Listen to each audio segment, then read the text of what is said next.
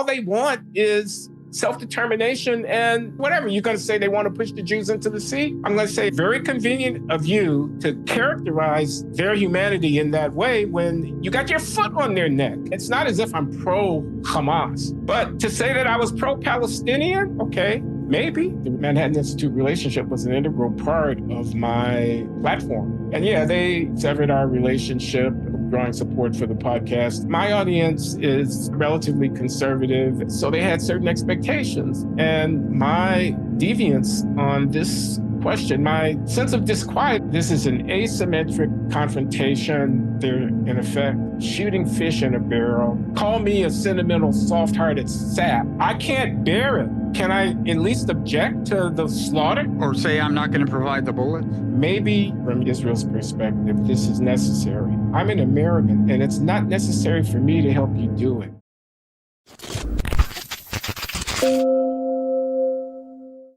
Hello, Glenn. Hey, Bob. How you doing? I'm doing famously well, Robert. Very well indeed. Can't complain. Is your wellness famous? Really? You mean around your house? So let me introduce us. I'm Robert Wright, publisher of the Non-Zero newsletter. This is the Non-Zero podcast. You are Glenn Loury, famous public intellectual, distinguished economist at Brown, host of the legendary Glenn Show, author of Late Admissions, an excellent memoir that I recommend. And, you know, of particular relevance to the conversation we're about to have, which is going to get into Israel and Gaza and free speech and speech codes, is, I think, your latest book, right? This about self-censorship? It's called Self-Censorship. And yes, it's a small book, an essay that I published back in the 90s that people have called prescient, that has been refurbished and surrounded by a foreword and an afterword in which I discuss the problem of speaking one's mind candidly in public when you know that people are going to make judgments about you based on what they hear. Mm-hmm. Okay, and this has become an issue for you lately around the issue of Gaza and Israel. Is that fair to say? Yeah, that's fair to say. I mean, it's an issue for me, around a number of issues. I mean, I worry about how I talk about President Donald Trump, about how I talk about the conflict in Ukraine, about how I talk about affirmative action, being an African American, about how I talk about religion, being a former confessing Christian who lost his faith. I mean, depending on the context, different issues will be more or less salient. And the generic phenomenon that I'm trying to analyze in the book is the way in which the foreknowledge that what one says will be examined and scrutinized for evidence of what one, quote, really believes, the consequences of that kind of pressure for the choices that a person has to make about what they say and how they say it and whether to say anything at all. And yes, the Israel-Gaza conflict is an arena in which I have felt especially constrained because people have such strong feelings about it. And one has to be very careful what one says, what words one uses, what generalizations and comparisons one makes and draws. And, you know, it's fraught. It's a very fraught, discursive environment. It is, and one reason because I mean you just alluded to this thing where people try to infer on the basis of what you said whether there's more they can say about your actual beliefs or your actual character beyond what you said. And of course, with the Israel issue, the standard accusation is that you're anti-Semitic if people if you criticize Israel harshly and get taken to task for it. Now, you were on the Tucker Carlson show a few months ago and talked about a price that apparently you had paid. I'm not even sure it's so much for what you said as for some guests you had on your show, right? I mean, you, at that point, your show had a kind of sponsorship from the Manhattan Institute, as I recall, and you, kind of separate from that, were a a fellow at the Manhattan Institute, I guess, and getting a stipend or something. Tell me if I've gotten anything wrong, and then if you can just recap the story. No, you got it basically right. I had a relationship with the Manhattan Institute, which was remunerative for me. I was, in effect, a consultant. I was not visiting, a senior fellow, not resident in Manhattan, but collecting a non-trivial stipend. And they were generously supporting the podcast with resources that helped to underwrite the cost of carrying my a team of able associates, whom you are intimately familiar with. Mm-hmm. So it was an integral part. Manhattan Institute relationship was an integral part of my sort of platform. I mean, I am now retired emeritus professor at Brown University, effective July 1st of this year. But I was not at the time, and as I envisioned the transition into a post professorial uh, retirement, the Manhattan Institute was an important part of that picture in my planning. And yeah, they severed our relationship and did so in stages, as you suggest, first withdrawing support for the podcast and then asking me to find greener pastures as a senior fellow, which happily I'm able to report that I have done. And I now am affiliated with the Hoover Institution, where I'm a distinguished visiting fellow of a venerable West Coast organ, although not in residence. But in any case, that's something I said. I think it might have been a combination of things. I had uh, Omer Bartov, the historian of the Holocaust, who's my colleague here at Brown University, and who has a noteworthy piece. Not this is the piece was published after I had him on the show, but he was already the center of some controversy because he's a student of genocide, and he was concerned shortly after the war broke out in October of 2023 that Israel's prosecution of the war in Gaza uh, and the political context of that had the risk of, he said early on, it wasn't quite what he would call a genocide, but it had genocide like characteristics that he was worried about. And now he has eventually taken up the position, although, as I say, after I had him on the show, that, he says in the New York Times, I know genocide, I study genocides. Sorry to Hmm. have to report this to you, but this is a genocide. This is Omer Bartov. He's Jewish, he's an Israeli as it happens, an historian. Writes about the Nazi extermination campaign in Eastern Europe in granular detail. He writes these books. I haven't read his books. I had him on the show. Um, and was asked by the staff at the Manhattan Institute not to mention in promoting that show that I was sponsored by the Manhattan Institute.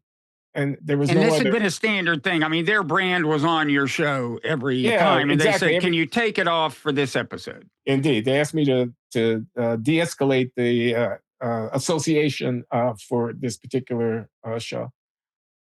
Uh, Subsequently, Ta-Nehisi Coates, the writer's book, The Message, came out. It's a collection of essays writing, and one of them is about his experience on the West Bank, seeing the occupation in Israel Palestine. And he wrote critical of the occupation in that book. And McWhorter, my conversation partner at the podcast, and I got into a back and forth about it, in which I acknowledged that I admired the writing. I thought it was both artful and also probative and um, morally serious and uh, uh, you know something that one should read. Uh, that I don't think went over very well. It certainly didn't go over well in the comments section, but I didn't hear anything from the Manhattan Institute people about that. Uh, But then I had another guest on to talk about a report by a UK-based research group called Air Wars that chronicles civilian casualties in aerial bombardment campaigns in contemporary warfare, and that had to put out a report saying that the civilian casualties engendered by the IDF bombardment campaign in Gaza were disproportionate, and that suggested a collective punishment characterization of the campaign being appropriate.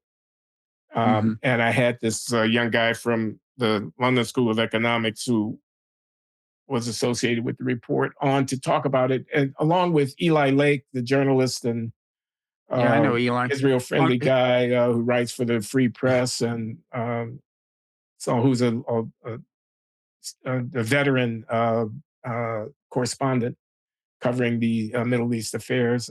So he was, quote, the other side, and they went back and forth, but I had him on the show. Anyway, the long and short of it is after that, I got a notification that not only were they not going to continue to support the podcast, but that they were parting company with me effective the end of the relevant period.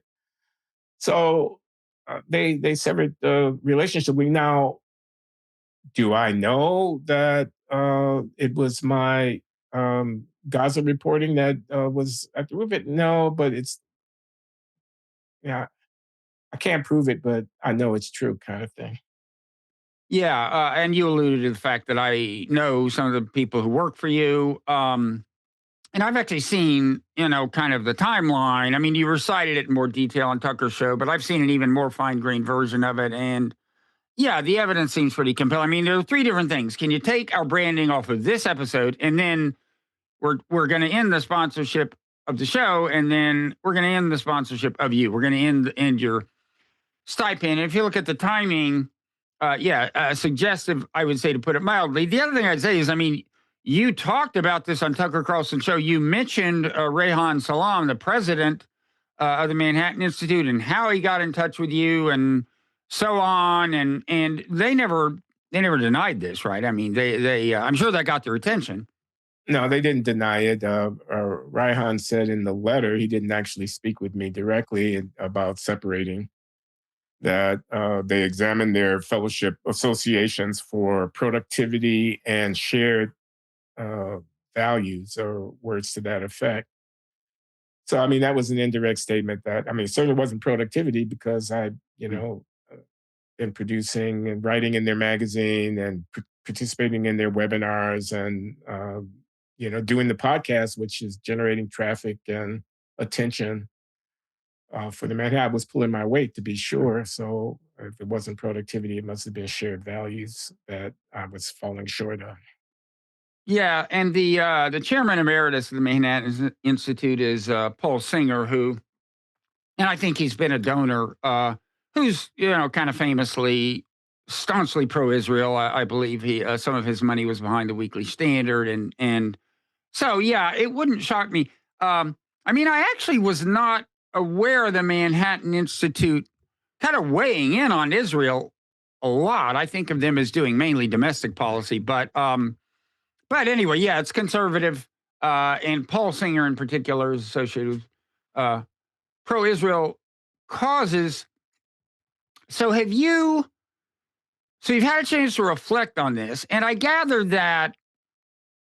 Well, maybe you should back up and just ask you a little bit about your feelings about the Gaza war, or America's relationship with Israel, or whatever else you want to talk about, because I know that as you began highlighting at least some of these voices on your show who were critical of Israel, you got a certain amount of blowback from your some of the viewers and listeners of the Glenn Show, uh, which historically had been had, I guess you could say, a right of center audience, in particular, kind of anti woke audience, and in a certain sense, an anti speech code audience, right? I mean, uh, that to me is a little bit of an irony associated with getting blowback from them, just in the sense that A lot of the anti-woke energy was expressed as anti-speech code energy. There are these things you're not allowed to say on campus,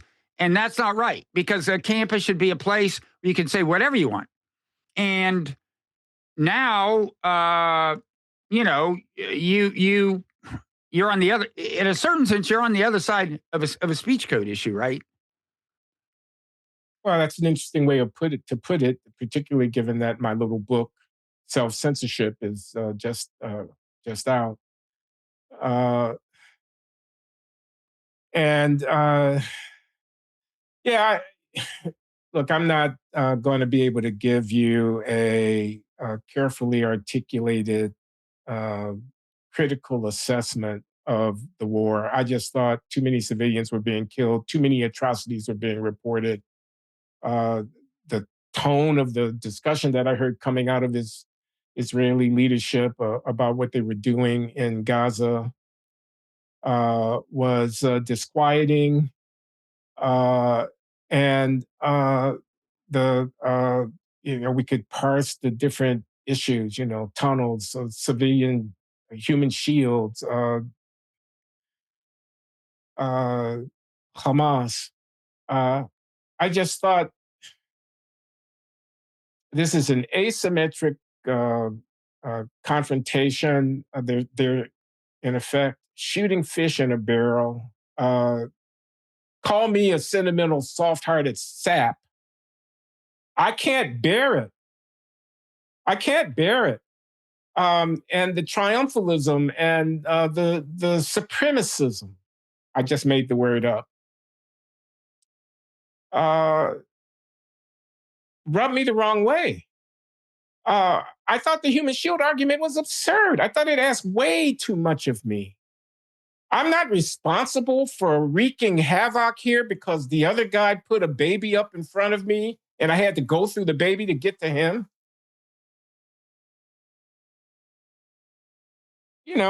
I thought, okay, maybe from your perspective, Israel's perspective, this is necessary. I'm an American, and it's not necessary for me to help you do it. Mhm. Um, I thought, you dare me to actually invoke the context within which um, October 7th in particular, but the whole struggle that is generations old has arisen because there's a pat, fixed, straight narrative about that, which leaves you righteous in whatever you do. And I can't raise any question about that. It rubbed me the wrong way. Uh, yeah, my audience is relatively conservative, and I think we're attracted because McWhorter and I were tearing down the Ibram X. Kendis of the world and the Nicole Hannah Joneses of the world. Didn't have anything good to say about the 1619 Project. Didn't like affirmative action.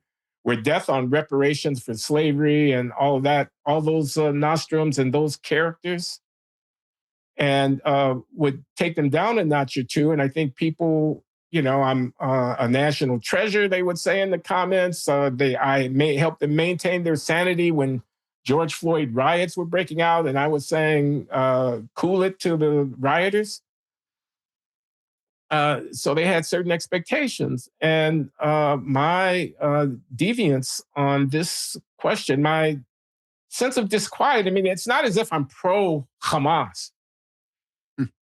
But to say that I was pro Palestinian, okay, maybe. Do I see the humanity of the Palestinians? Sure, I sure do. Uh, do I feel anguish at their suffering? Yes. Yes, I do. Um, am I sympathetic to their aspiration? I mean, how could I not be? All they want is self determination and, whatever. You're going to say they want to push the Jews into the sea? I'm going to say it very convenient of you to characterize their humanity in that way when you got your foot on their neck. So it left a bad taste in my mouth, Robert. I mean, I honestly, uh, you know, it, am not taking a sort of anti-Zionist stand here. It's almost like I'm saying, I use this in something I said early on my own show. If my neighbor next door had a squatter problem, people were in his property and he didn't want them in there, and he pulled out a machine gun and he started gunning them down. He's my neighbor, and I certainly have sympathy because I don't want the squatters coming into my place. But can I at least object to the slaughter? So, Or say I'm not going to provide the bullets. yeah. Uh, because one thing people say in response to the kind of thing you just said is, well, there are atrocities happening in country X and country Y, and you're not talking about those. And no, but America isn't sending the weapons and giving the country cover in the UN and everywhere else and saying, sure, you go ahead, attack whatever your country you want. We'll have your back. We'll attack them too, in fact, which Trump did with Iran. And so, yeah, I mean, as you know, I cannot be your antagonist on this issue. I guess I can play devil's advocate. And there are a lot of ways to play devil's advocate. I mean, I've long said, it's a little harder to say it now, but I started saying years ago, Israel is not responding to the threat they face any more crazily than America responded to 9/11 in terms of like level of over response. Now you might be able to argue that actually they are, but my point is, it would, if you lived in Israel, it would be easy to feel very threatened and to feel existentially threatened. I understand that.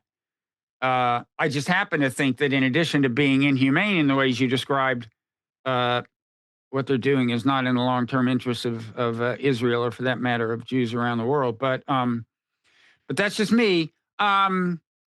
The Well, I agree with that. I agree with that. I've talked to Peter Beinart about his book being Jewish after the destruction of Gaza, and he was very compelling to me in making that point.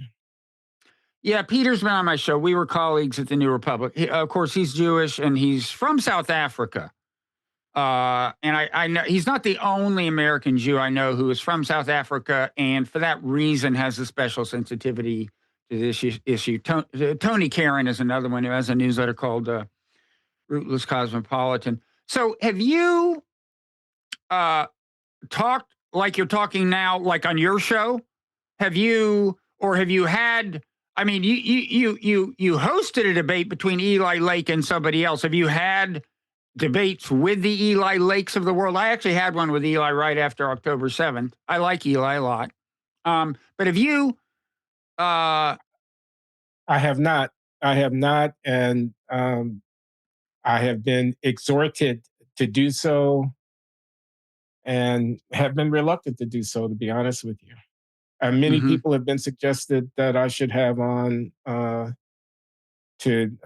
debate the issue, and I haven't felt like it's something I wanted to do. Because of the reaction from your audience, you anticipate? No, I think, do I know enough to go toe to toe with somebody who does combat on this issue for a living? I guess I felt challenged by that. I thought, Mhm.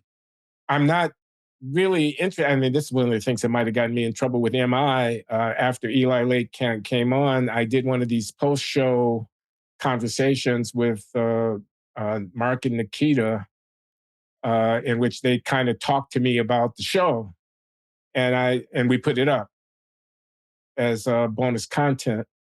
And you know, I was asked, what did I learn from Eli Lake, and I said, what was I going to learn from him that was relevant to the thing? I mean, I already knew what he was going to say. Um, so that is not exactly commendable in terms of the spirit of objective journalism, I know, but it's how I've decided to handle it. Um, you mean the decision not to pursue it much on your show, or do you mean Yeah, what you said about that's what Eli? I Yeah. mean. That's what I Hmm. mean. It's not a theme that I've taken up at the show as such. It's something that has Yeah. come up. I've had, I've had the people on that I've mentioned that I've had, but they are, um, with the exception of Eli Lake and Noam Dwarman. Hmm. Um, I don't know. I was just listening to his podcast last night. yeah, Um, the have you eh, thought about talking to actual audience members? I mean, you must have people in your audience who are particularly outraged. Do you ever have like Zoom calls or anything? Uh, yeah. We're doing these live stream things once a week now for a couple of hours on a Friday evening, and I can think of the correspondent's name. The person who calls into the show, his name is Scott Kushner, hmm, and he and I have had a back and forth about it. And he admires Glenn Loury, he respects Glenn Loury, but he wishes that I would take seriously the following set of considerations, and he allows uh, that. Um, you know, he makes the argument that he makes. yeah. Another caller, his name is Mark Altshuler. Uh, he said, the Jews have got guns this time. That's the line of his that I remember. Never again, Wait. it's going to mean never again. We got guns this time. Hmm. Uh, and, you Well, know, yeah.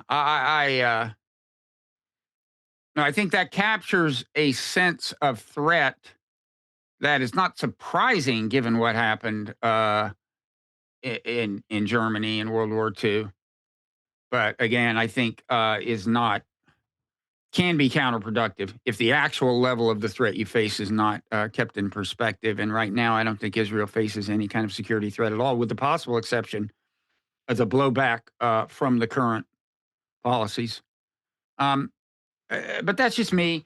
Now, the speech issue is kind of separate from all this. We've been talking about Gaza and Israel, but there's a separate question as to what does and does not constitute anti-Semitism or anti-Semitic speech, and that has been changing. I mean, you may remember when Jimmy Carter had a book called "Palestine: Peace, Not Apartheid."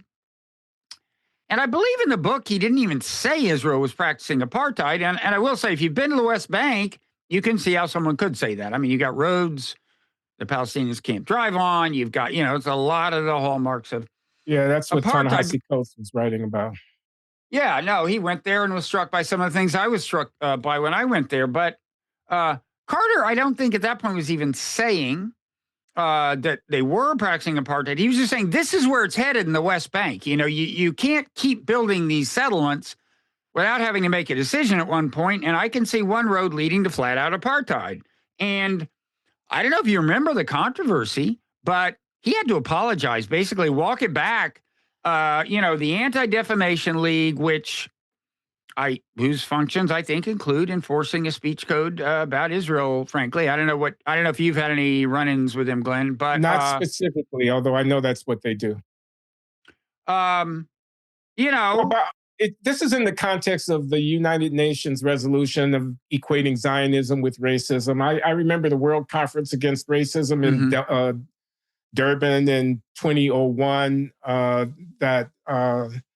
That issue was drawn. The United States actually didn't send the Secretary of State, who was Colin Powell, an African American, to South Africa to that conference because of that controversy. I think the use of the word apartheid, the evocation of South Africa, the implicit equivalency that's being drawn between the Israeli-Palestinian struggle, conflict on the one hand, and the struggle of Black South Africans for liberation, which had been successful and had been a response in response to world condemnation. That's what I think is going on in terms of the uh, vitriolic, hyperbolic uh, reaction to any use of the term apartheid. I think the same with respect to the word genocide and its application to the campaign, the effects of the campaign in Gaza now. So Yeah, yeah, I I mean, think I there are haven't. taboos about words. Yeah. Now it is changing. I think, really, honestly, you don't get into much trouble for the word apartheid anymore because they're so busy fighting off use of the word genocide, which I actually haven't applied to Gaza yet for reasons I won't get into. I mean, there's certainly war crimes being committed there. Forced displacement is a war crime. They seem to be bent on the wholesale ethnic cleansing of Gaza. There's ethnic cleansing going on in the West Bank. But genocide, I don't know. And I'm curious actually about your experience. I just grew up equating genocide with an attempt to actually exterminate a whole ethnic group. And, what these people say is, well, they'd be happy for the Gazans to just leave Gaza, right? And that's true. That's not the same as killing them all, I guess. Uh, but did you? But I think there's been an evolution in the discourse about international law as to the meaning of the word genocide. Is that your sense that the word is more loosely applied now than it was 30, 40 years ago? Yeah, you think about Rwanda, or you think about Yeah. the Nazi Holocaust, people being put in the ovens and gas chambers and so on. Uh, you don't think about a military campaign against the insurgency, a terrorist group, quote unquote, uh, which has heavy civilian casualties. You don't necessarily think about that. Um, I, I don't use the word myself. I'm not objecting to the use of the word, but it's not like I go run around saying, you know, uh, you support genocide of an American politician who votes for funds for military aid to Israel. Uh, but it's a test. The use of the word is a test. Like, can't I make some pretty valid inferences, at least roughly, about where a person stands on broader issues of Israel and Zionism and anti-Semitism from their willingness to use the word or their scrupulous avoidance of using it? So when I then think about the use of the word, it's not a technical definition. Does this fit within a certain Geneva Treaties uh, characterization of what it takes? Check the boxes 1, 2, 3. It's rather, am I one of those people? Am I one of the Hmm. people who are willing to be associated with the word? And uh, that's kind of how I would analyze it from the point of view that I developed in this book that we've been talking about. Yeah, no, given the way the word is used now, I don't think it's crazy to apply it to Gaza. I mean, the official position of the U.S. State Department is that China is committing genocide, against the Uyghurs. Hmm. And these are very different kinds of situations, but I do think that on balance, and of course, we don't know as much about what's happened there as it would be good to know. But I had an expert on and talked about it, tried to get a sense. And it does seem to me, if you're going to call that genocide, although again, it's a little bit of an apples and oranges things, it's certainly not crazy to call Gaza genocide. One reason I don't do it is because I imagine, like, being Israeli, and because to them genocide means the Holocaust, understandably. It means, rounding up millions of people and executing them. Yeah, and so I can understand how they would react, like when you apply the word genocide to something that's very different. That it just makes it so easy for them to say, "Man, you do not understand the first thing about our history, do you? You do not understand the first thing about our situation." Sure, And because it's as if you're equating the one to the other, and they, right. of course, and perhaps rightly, think their experience is much more egregious. Hmm. Yeah. So, but I don't know. There's so many things. The speech code has really loosened. I mean, it's weird. It has and it hasn't.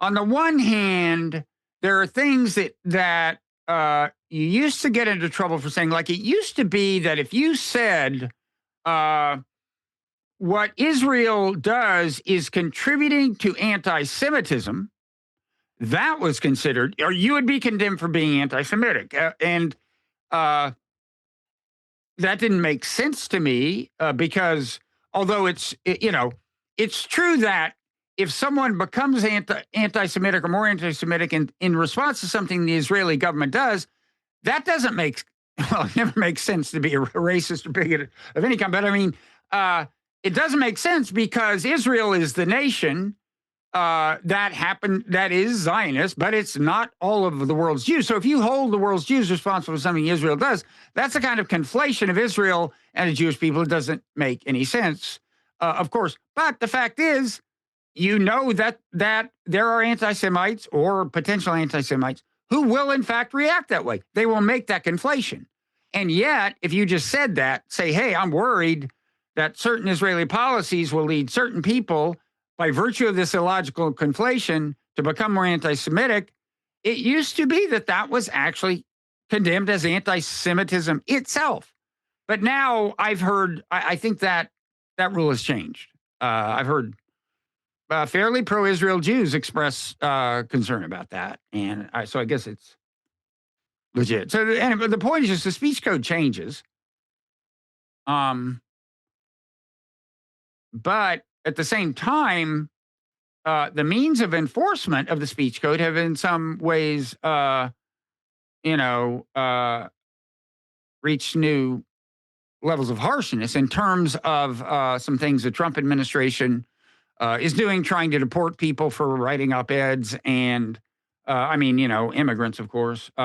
And I would say, you know, uh, getting university presidents. I'd be interested in your take on this as somebody who has been immersed in academia. Like, uh, would you say that there has been the successful intimidation by the Trump administration and maybe in some cases by donors like Bill Ackman uh, of professors? Has speech been chilled on campus among students or professors? I don't have systematic evidence about it, but my impression is, and bear in mind that I am emeritus professor here at Brown now, is that yes, it has been that people are being careful because they know that they're being watched. Um, I think the fact that the presidents of Columbia, Harvard, Penn, MIT, they've all come under the gun. Uh, Elisa Stefanik asked whether having the chant from the river to the sea, which she construes as calling for the genocide of the Jewish people, is contrary to acceptable speech governance at their institutions. And they give a legalistic answer depending on the context, using those words might or might not be protected speech. Uh, but, you know, uh, Zoran Mamdani is now being asked to give an account of his refusing to condemn, you know, this kind of thing. Anyway, your question was chill on the climate of expression in universities, and I think so. I'm here at Brown. There's a Middle Eastern Studies department. It's pro-Palestinian. I think that's not disputable in its general tone. And there's somebody who has a newsletter which is all about how anti-Semitic is the Middle Eastern Studies department at Brown. Uh, and it circulates. And, if I were a faculty member in that department, it's like an enemies list. I mean, my name is on the list. And the president of the university is constantly being harangued about why do you tolerate this kind of presence in your midst and all of that. I actually had lunch with a guy, a young man whose name I don't remember now, a young 40-year-old academic who's a director of the brown Middle Eastern. So he's a very mild mannered and unassuming guy, very decent guy. Uh, Hardly a flaming terrorist supporting radical. But he has to manage an environment in which that kind of pressure is being brought to bear. I can't imagine, but that it doesn't affect what students say. I mean, in the classroom, you have Jewish students. They're outspoken. They are very opinions of in terms of their commitment to Zionism and their defense of the actions of the Israeli state. Uh, but uh, you don't want to gratuitously offend your students or make them feel unwelcome or unsafe. I would be loath to go on a rant like the one that I did earlier in this conversation in front of my students for that reason. Do you have So any yeah, sense for, I mean, you often hear that older American Jews are pretty, by and large, pretty pro Israel, but it's a very different story among younger American Jews. I mean, certainly judging by the Jewish friends of my daughters who are on the left, you would think that that's the case. I mean, they all went to the same pro ceasefire demonstrations and everything. Um, but do you have a sense for what like the ratio is of college? These would be college age American Jews at Brown, and of course Brown historically has been left of the average Ivy League school, I guess. But do you have any sense for the relative frequency of pro-Israel not a versus? quantitative estimate, 2 to 1, 3 to 1. I think there's a range of opinion. I have a Jewish student who's very uh, sympathy and passion for the Zionist cause, complaining to me about her Jewish friends who are shunning her, not Mm, inviting her to social events and whatnot because she's, quote, a Zionist, close quote. These are Jewish, all Jewish mm-hmm, mm-hmm, people. Uh, so, uh, I mean, my impressions are based upon what people are willing to say in the classroom, and I don't know everybody's ethnic identity. I'm not going to ask them, "Are you Jewish or not?"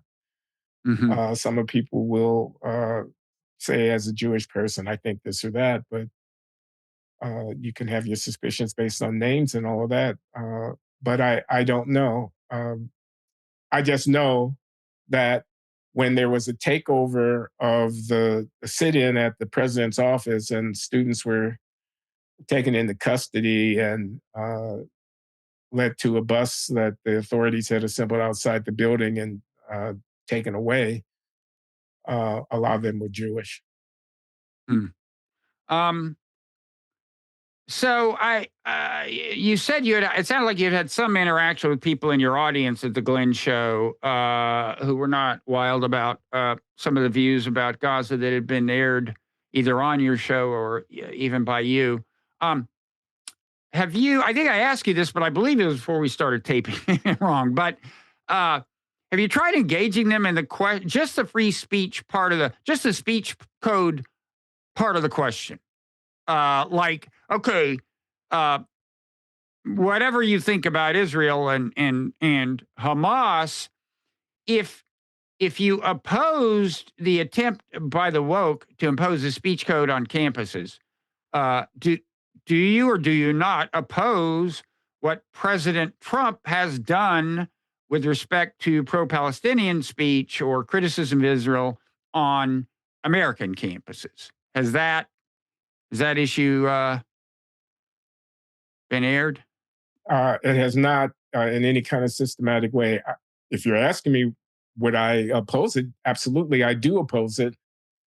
And I do think there's an irony here, particularly for me, because I've built a following based upon uh, Hmm. advocating for free speech. I can remember in 2020, after George Floyd died, was killed by Derek Chauvin, my university president wrote a dear colleague letter that she sent around to the university community, the alumni, students, as well as faculty and staff. And uh, she basically said the values of this university are the same as the values of the Black Lives Matter movement. She didn't say it in those words, but that's kind of was the message. And I thought this is a terrible thing, and I spoke out against it. Uh, and the silencing of conservative voices on campus is something that I've inveighed against, and I think a viewpoint diversity is a really important uh, component of putting together an intellectual community that is able to meet all of our responsibilities effectively.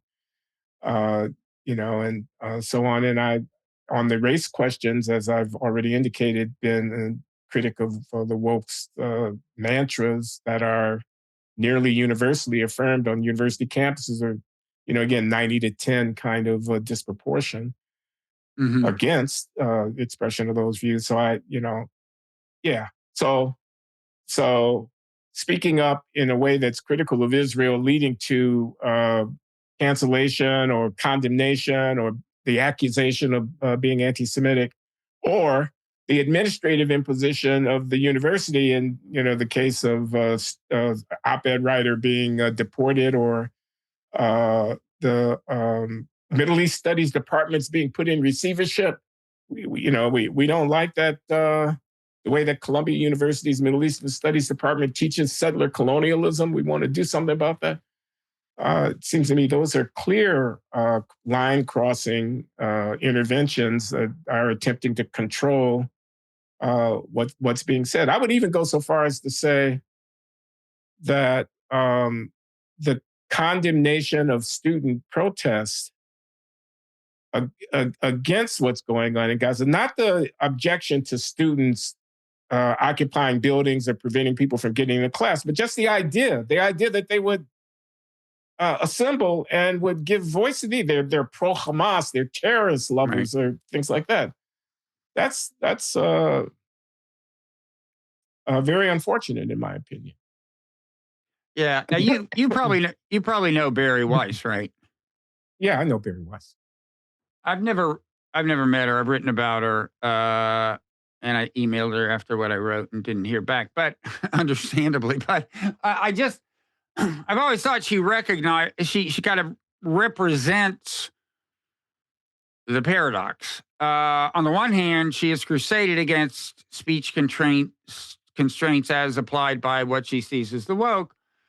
On the other hand, she says that Ilhan Omar is an anti-Semite because uh, she said, you remember the episode with "It's All About the Benjamins"? Yeah, I She was remember. asserting that a congressperson's vote had been in response to money from a lobby. In this case, the lobby was APAC. She may have been right, she may have been wrong, but it seems to me to call that anti-Semitic. I mean, even if you want to argue that, okay, but there is this anti-Semitic trope about Jews, there being some conspiracy to control politicians and everything. I mean, I'm sorry if you see that relationship between what Ilhan Omar said and crazy conspiracy theories.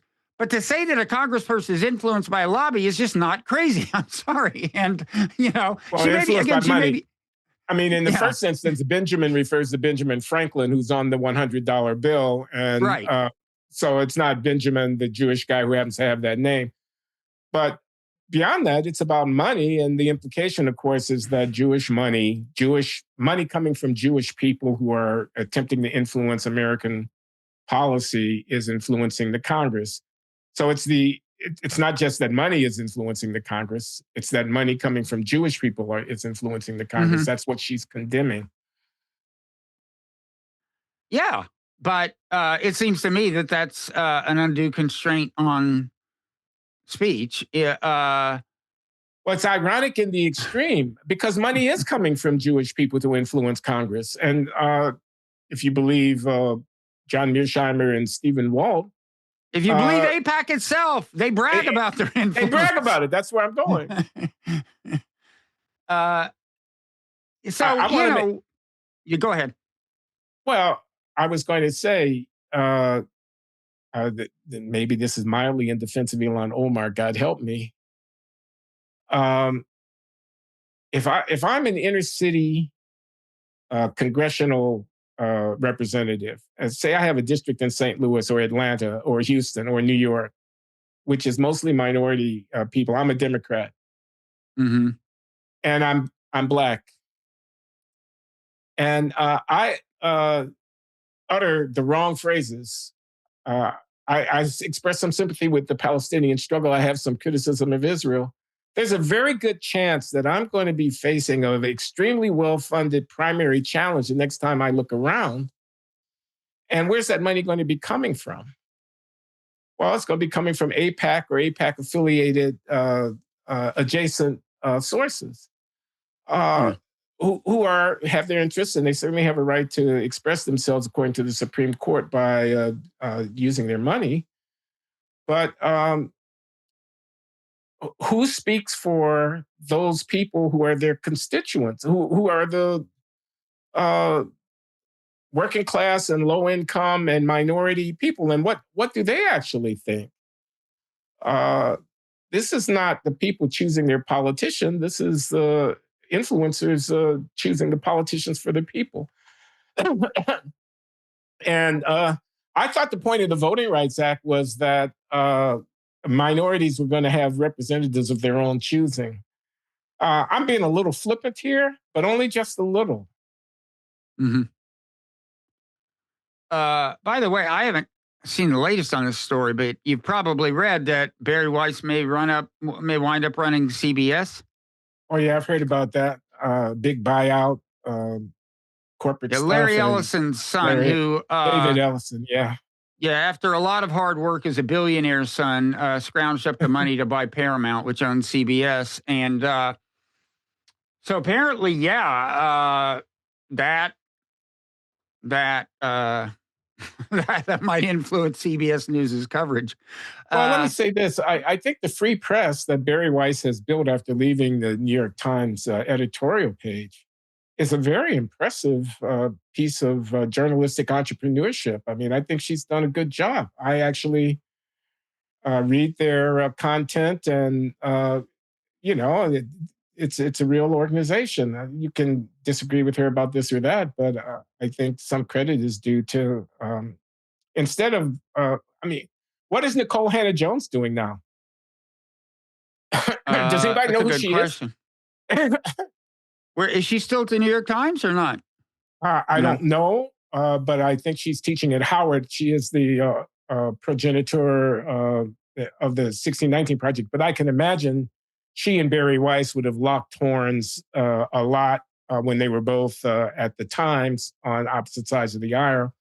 Uh, I don't know as much about this perhaps as I could, but I'm just saying her imprint, Nicole Hannah Jones's and Bari Weiss's. If you say uh, the class of 2010 or whenever it was that they signed on at the New York Times, Barry's way out ahead. And not just because of Yeah, nepotism, but because of her own resourcefulness. yeah, that's true. I could make some criticisms of free press, and I may within the next few sentences. I would also say, I look, it's impressive. I couldn't do it. I could not, i- via any means whatsoever, build up a journalistic organization like that in such a short period of time. That said, she had a lot of money from people who I think were ideologically motivated and maybe largely by the anti woke thing. But I mean, she got money from Andreessen Horowitz. Andreessen Horowitz does not invest, as part of its normal portfolio in journalistic outfits that may someday hope to break even, which is the kind of thing she's running. Um, so I would just say, I, I would also say, for the same reason, I don't think ordinarily Paramount would pay $200 million for something whose balance sheet looks like, I suspect, Free Press is actually I've heard that looks. criticism. The numbers don't add up. No, and I'll also say there was this one piece. I'm sorry, I shouldn't get it, but there was this piece Free Press ran, called "I was stabbed in the eye because I'm a Jew," and there were some problems right away with this, one of which was the woman who wrote it showed up on TV almost immediately, and you couldn't even see like a nick anywhere around her eye. Okay. And then some video emerged. There was a demonstration at Yale. There was a pro-Palestine demonstration. Then some video emerged of what had happened, and some Palestinian guy was like waving a flag back and forth as he marched forward. And then the smartphone camera that took the video was very close to where this woman had been, because you could hear her say "ouch" or something. And it's possible that the flag, that he was waving it intentionally kind of in their faces to piss them off or something, because maybe they were identifiably pro-Israel or something. But it's just, I had Paul Bloom on my podcast said he didn't even think it was intentional. In any event, there's just no way this was being stabbed in the fucking eye. I'm sorry. And they never issued a correction. It became increasingly clear it wasn't true. They never issued a correction. They finally changed the headline to something like, "I was stabbed in the eye at Yale." But, am I making too big a deal out of this? Look, I admit, I'm sure part of it is jealousy, because nobody has bestowed on me however much money they bestowed on Bari Weiss for the free press to start the free press. Although, again, I admit I couldn't do. I would waste it in a way she hasn't. I would fail. But am I making too big a deal? It was just so ridiculous. As the truth Sounds came like out. you're serious about journalistic standards, and you object to seeing them disregarded. Yeah. Well, thank you. That's very nice of you to put it that way, as opposed to accusing me of being beset by rank jealousy. So, I don't know. Anything else? Yeah, it seems like we haven't really. I guess I. So look, the speech code is changing in many ways. There's an irony in many ways that make the code itself less constraining. The code surrounding Israel. You can say apartheid. You can say a few other things. And yet the enforcement mechanisms seem to me to be getting more draconian than they used to be, if that makes sense. Do you Largely think at the they're hands of the Trump overplaying? administration. You think they're overplaying their hands? That the enforcers are going to be surprised at the extent to which their influence wanes as people, uh, object to the, don't believe your lying eyes, don't cross this line, whatever. I mean, can they end up, overdoing it? I mean, it's hard to say. I'm more cynical than I used to be about money and power ultimately prevailing. I mean, excuse me for interrupting, Bob. We were talking about Charlie Kirk. In the first part of this, and that part will have been posted as a separate conversation. But yeah. Okay. Yes. In a previous conversation, we were talking about Charlie Kirk, and I remember seeing. I just did a little bit of looking into Charlie Kirk after he was shot. A conversation he had with Megyn Kelly, in which they were complaining about they're both arch strong supporters of Israel, and have been demonstrating that in their podcast over time. But they had a question, or they had a deviation of thought of one sort or another, and they found a ton of bricks falling down on them from Israel-friendly sources as a consequence of that, and they had it up to here. And that kind of backlash is, it seems to me, a latent potential for the speech code enforcers. Yeah, I think there's definitely more openly expressed resentment about the speech code and the enforcers. A lot of it a certain amount of it in the MAGA right. Steve Bannon, as you said, Charlie Kirk. And now he had traditionally, I think, been a very strong supporter of Israel, but Yeah. he was doing, I guess, some soul searching or something. And Tucker look, Carlson. Tucker Carlson had you on his show to tell, in part, one of the things you told was your story about the Manhattan Institute.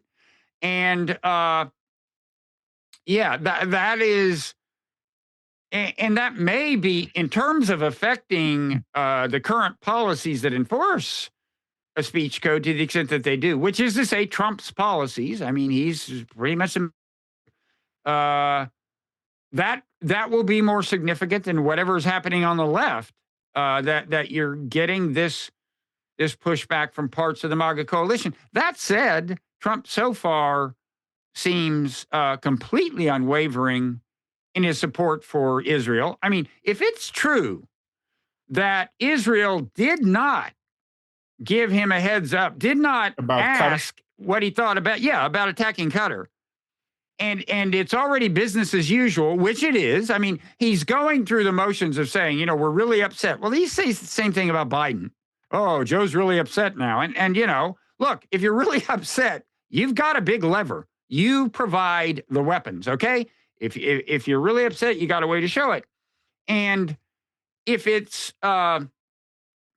true that that Bibi Netanyahu pays basically no price for attacking a country with an American military base in it and not giving us a heads up, then Trump's support for Israel just seems unshakable. And he's been very honest about how transactional it is and about how much money he got from Miriam Edelman and how she would come into the Oval Office and ask for things for Israel.